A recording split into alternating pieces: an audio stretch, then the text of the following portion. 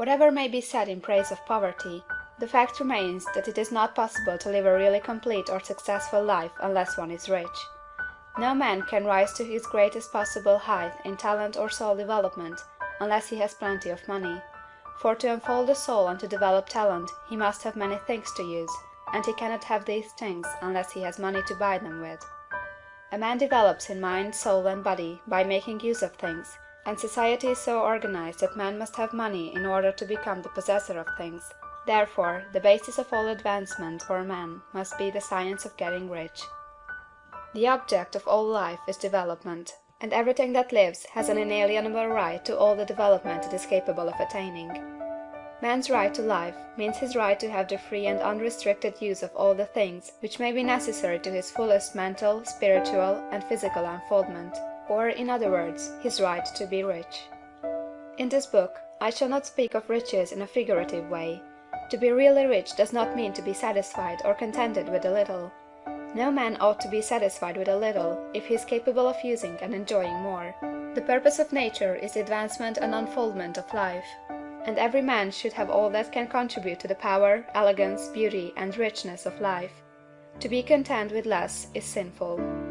The man who owns all he wants for the living of all the life he is capable of living is rich, and no man who has not plenty of money can have all he wants.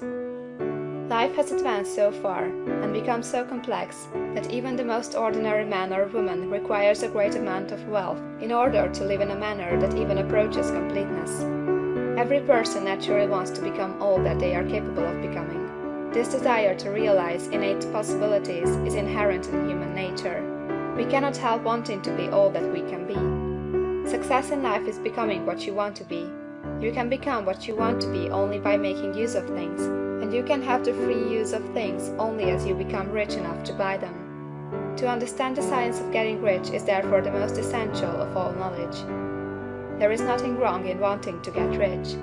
The desire for riches is really the desire for a richer, fuller, and more abundant life, and that desire is praiseworthy. The man who does not desire to live more abundantly is abnormal, and so the man who does not desire to have money enough to buy all he wants is abnormal. There are three motives for which we live. We live for the body, we live for the mind, we live for the soul.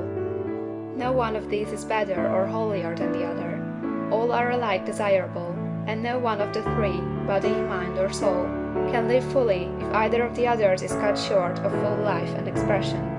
It is not right or noble to live only for the soul and deny mind or body, and it is wrong to live for the intellect and deny body or soul. We are all acquainted with the loathsome consequences of living for the body and denying both mind and soul, and we can see that real life means the complete expression of all that man can give forth through body, mind, and soul. Whatever he can say, no man can be really happy or satisfied unless his body is living fully in every function, and unless the same is true for his mind and his soul. Wherever there is unexpressed possibility or function not performed, there is unsatisfied desire. Desire is possibility seeking expression, or function seeking performance. Man cannot live fully in body without good food, comfortable clothing, and warm shelter, and without freedom from excessive toil. Rest and recreation are also necessary for his physical life. He cannot live fully in mind without books and time to study them, without opportunity to travel and observation, or without intellectual companionship. To live fully in mind, he must have intellectual recreations, and must surround himself with all the objects of art and beauty he is capable of using and appreciating.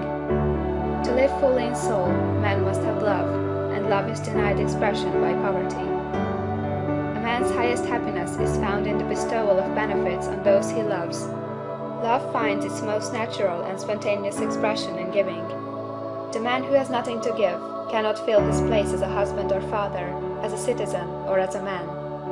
It is in the use of material things that the man finds full life for his body, develops his mind, and unfolds his soul. It is therefore for supreme importance to him that he should be rich. It is perfectly right that you should desire to be rich. If you are a normal man or woman, you cannot help doing so. It is perfectly right that you should give your best attention to the science of getting rich, for it is the noblest and most necessary of all studies. If you neglect this study, you are derelict in your duty to yourself, to God and humanity.